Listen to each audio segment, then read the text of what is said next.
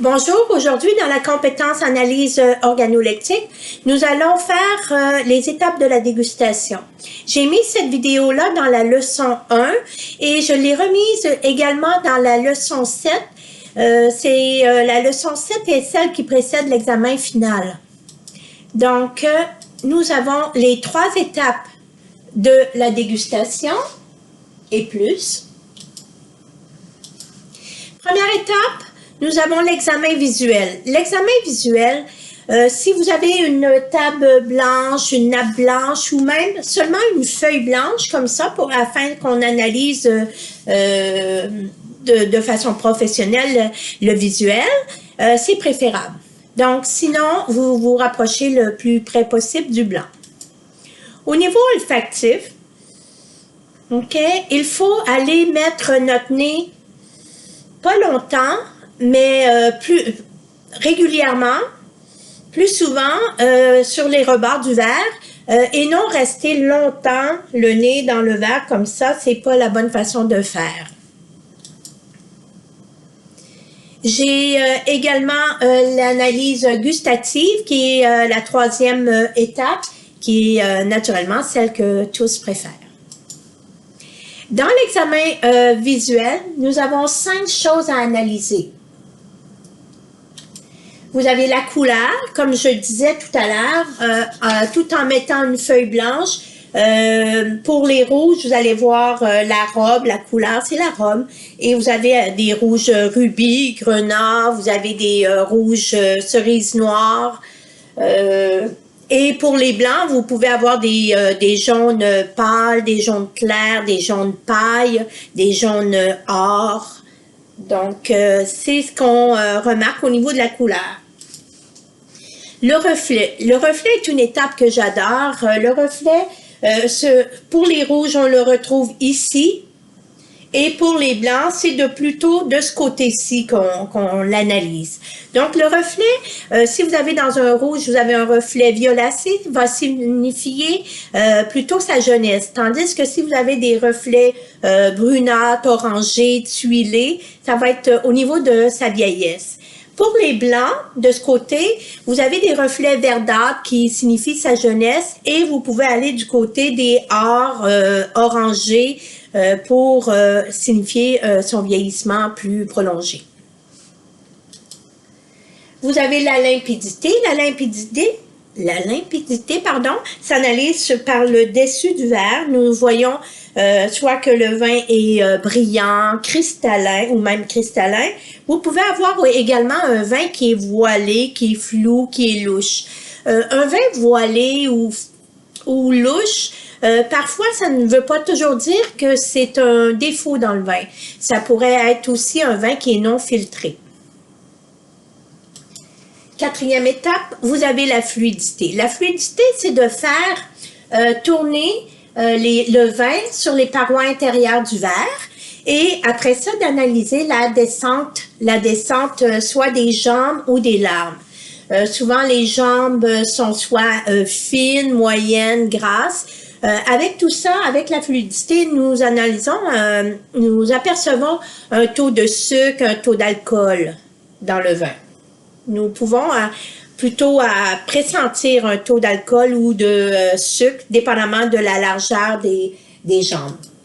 5e chose à analyser, c'est l'effervescence. Bien sûr, en ce moment, j'ai pas un vin soit pétillant, crémant, mousseux ou champagne, mais lorsque on analyse l'effervescence d'un vin, on regarde le collier de bulles, la finesse des bulles, l'ascendant, donc les bulles, la rapidité à laquelle elles montent dans le verre.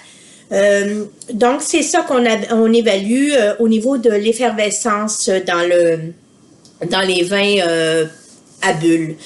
Par contre, moi, qu'est-ce qui m'intéresse également, j'observe toujours voir si, dans un vin tranquille, s'il y a des grosses bulles, s'il y en a beaucoup ou peu. Souvent, ça me dit que c'est une présence de CO2 qui signifie souvent que les vins sont plus jeunes. Donc, c'était les 5 choses à analyser à l'étape visuelle. Vous avez la 2e étape qui est l'examen olfactif. Vous avez 3 choses à analyser dans l'examen olfactif. Vous avez l'intensité aromatique. Donc, on vérifie, voir l'intensité. Est-ce que c'est peu aromatique, très aromatique ou aromatique tout court? Deuxième chose à analyser, la qualité. La qualité, donc, vous sentez, est-ce que c'est agréable, désagréable? Est-ce que c'est complexe? Est-ce que c'est raffiné? Est-ce que c'est racé? Donc, c'est tous des termes qu'on peut utiliser au niveau de la qualité. Troisième étape, souvent c'est l'étape que les gens sautent tout de suite. Ils s'en vont, ça sent la pomme, ça sent le citron, ça sent le litchi. Ou la framboise, le cassis, le pruneau pour les rouges. Vous pouvez aussi, sans aller directement aux fruits ou à la fleur, comme la violette, la rose, vous pouvez aller parler de la catégorie des arômes. Donc, est-ce que c'est fruité? Est-ce que c'est floral?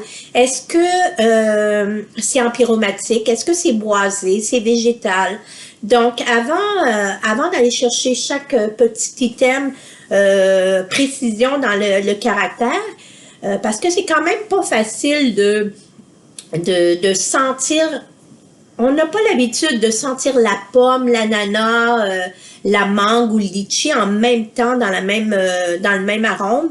Donc, ça prend quand même beaucoup de pratique. Fait que gênez-vous pas pour nommer plutôt que ça soit fruité, végétal ou boisé au niveau des traits de caractère des vins dans l'analyse olfactive.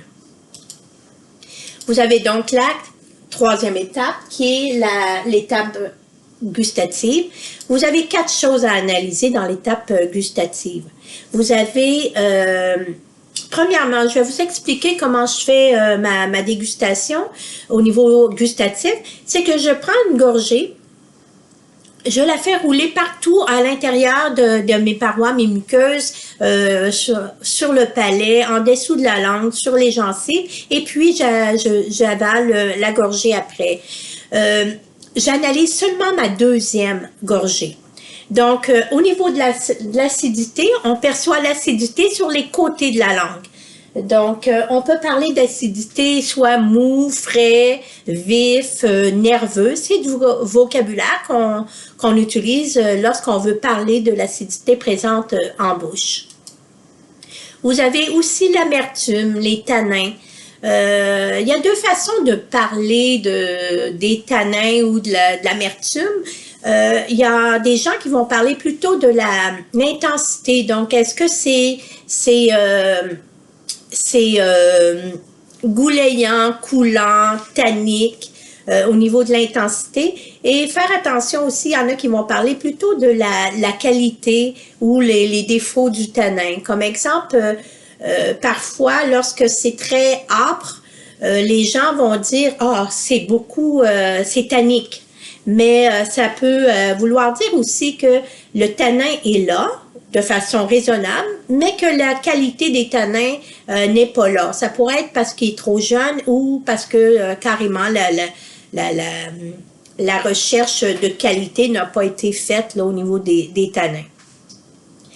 Troisième chose à analyser, vous avez l'alcool, donc la chaleur en bouche. Donc vous analysez l'alcool dans la bouche, la chaleur, et surtout lorsque ça descend, lorsque vous avalez votre gorgée, la chaleur que vous avez. Donc, ça peut être léger, ça peut être généreux, ça peut être chaud. Bien sûr, chaud, c'est beaucoup plus les vins de 14% d'alcool et plus. Maintenant, on en a quand même plus, là, davantage des vins comme ça. Quatrième étape, donc le moelleux, le taux de sucre. Donc, au niveau, tout à l'heure, l'amertume, j'ai oublié de le dire, mais c'était dans le fond de la langue. L'acidité, on a dit sur les côtés. Au niveau du sucre, vous avez le bout de la langue. Et également, lorsque vous passez la langue sur les gencives, je trouve également aussi, on peut observer le taux de sucrosité là qu'on a en bouche. Donc, on peut parler de sec, de ferme, de fondu, de rond. même de pâteux si c'est vraiment un vin qui est à teneur de sucre élevé. Donc, voici les 3 étapes de la dégustation, les 3 grandes étapes de dégustation, mais on peut en parler davantage. La longueur en bouche. La longueur en bouche, dans notre vocabulaire de dégustation, on appelle ça en caudali. On appelle ça, le nombre de secondes que on perçoit le vin encore en bouche après l'avoir avalé. Donc, vous prenez votre gorgée, vous faites rentrer l'air, vous avalez, vous expirez par le nez et ensuite, vous comptez combien de secondes vous percevez le vin encore en bouche. Ça pourrait être 3-4 qui est court, 5 ou 5-6 de façon moyenne et ça pourrait être une sensation en bouche qui est longue, ça pourrait aller jusqu'à 10 même pour des grands vins. L'impression diverse, parfois on a envie de lui dire plus, soit que c'est un vin rafraîchissant, c'est un vin équilibré. Exemple, si le tanin puis l'alcool est présent, on pourrait dire qu'il est capiteux. On pourrait lui dire que dans l'ensemble, c'est un vin fruité. Donc, on peut se permettre une impression quand même générique comme ça. Le vieillissement. Le vieillissement, en faisant l'étape du visuel, on a vu des choses.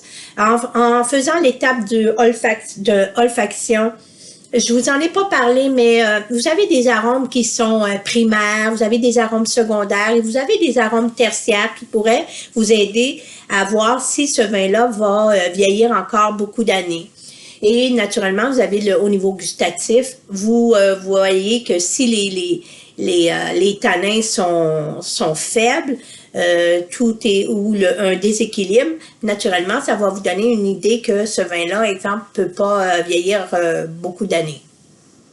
Donc, c'est le fun. Moi, qu'est-ce que je fais? C'est que j'achète, exemple, 3 bouteilles, je déguste la première, je rentre mes petites données, toutes ces données-là, de ma dégustation, je rentre ça dans mon carnet de dégustation et je peux dire que, bon, dans 2-3 ans ou dans 4-5 ans, je pourrais boire les autres. Elles seront encore agréables à boire. La cotation, c'est aussi quelque chose que je fais toujours parce qu'on peut pas mémoriser à chaque fois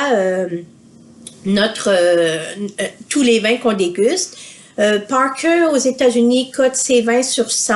Tandis qu'au Québec, parfois, on a l'habitude de le faire à la façon Massot-Séguin, qui est sur 20.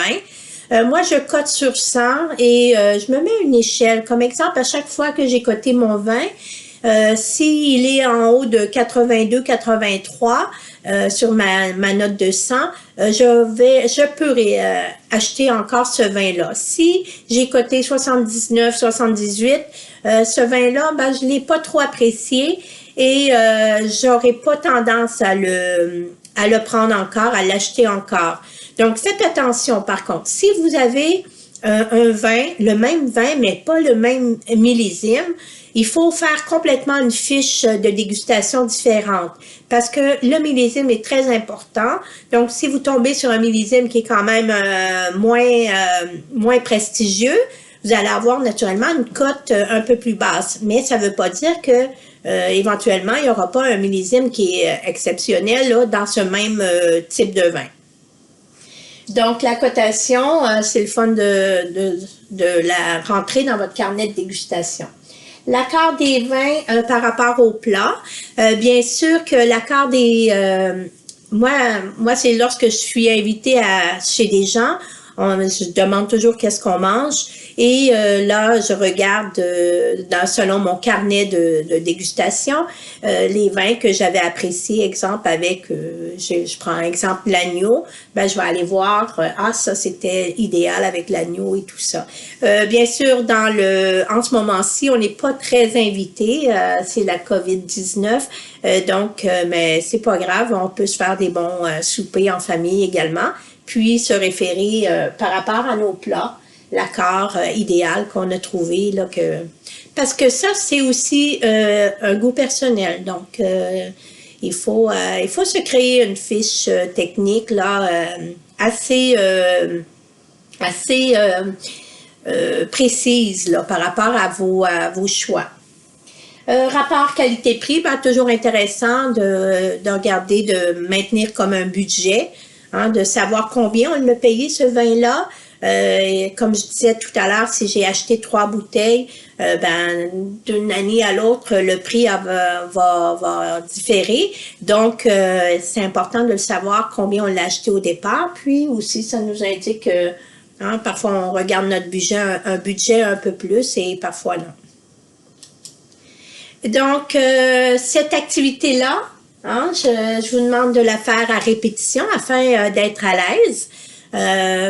Parce que j'ai vu plusieurs personnes quand même là qui étaient pas encore assez à l'aise, puis se retrouvaient, exemple, dans des salons de vin, puis savaient pas trop comment faire la dégustation. C'est important aussi de ne pas faire du coq à l'âne. Tout à l'heure, je vous ai dit, il y a 3 étapes. Donc, le visuel, le olfactif et le gustatif. Lorsque vous parlez, essayez de respecter cet ordre-là. De pas de parler de temps en temps du visuel, après ça tomber au gustatif, revenir au olfactif, puis revenir au gustatif. Essayez de parler de façon professionnelle, là, de décrire votre vin. Autre chose aussi, je vous demanderais de faire attention dans une leçon, dans une prochaine leçon, je vais montrer 3 vidéos d'analyse de dégustation. Faites attention car moi j'ai rencontré plusieurs personnes qui analysaient, qui faisaient une dégustation analytique beaucoup trop poussée, exemple pendant un 5 à 7 jovial. Là. Donc, il faut s'adapter aux gens avec qui on est et pour l'événement aussi. Lorsqu'on est en cours, lorsqu'on fait une conférence, oui, c'est important d'aller utiliser les bons termes et en utiliser quand même plusieurs. Mais lorsque vous êtes entre amis ou d'une façon un peu plus conviviale, n'allez pas dans vos grands termes. Donc, c'est pour ça que au départ, faites-le devant un miroir. Vous voyez comment vous réagissez avec un verre vide à la main, juste pour voir si vous êtes gesticuleux et tout ça. Je connais des personnes qui, à chaque fois, renversent du vin.